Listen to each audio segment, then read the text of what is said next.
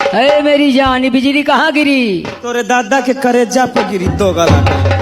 अपने घर में ना जाके मजाक करता सर। करे ही बता। अरे मेरी जान बिजली कहाँ गिरी?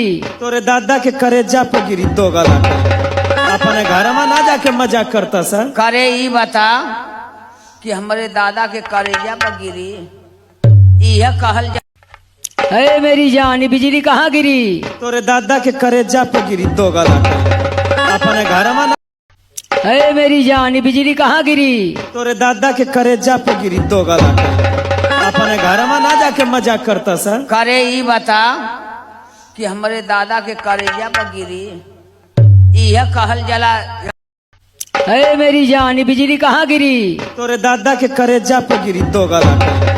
अपने घर में ना जाके मजाक करता सर। करे ही बता कि हमारे दादा के करेजा पर गिरी, यह कहल जला।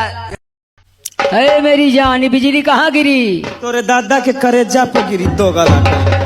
अपने घर में ना जाके मजाक करता सर। करे ही बता कि हमारे दादा के करेजा पर गिरी, यह कहल जला।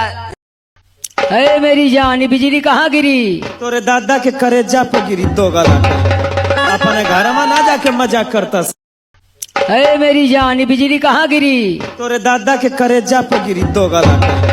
अपने घर में ना जाके मजाक करता सर। करे ही बता कि हमारे दादा के करेजा पर गिरी, यह कहल जला।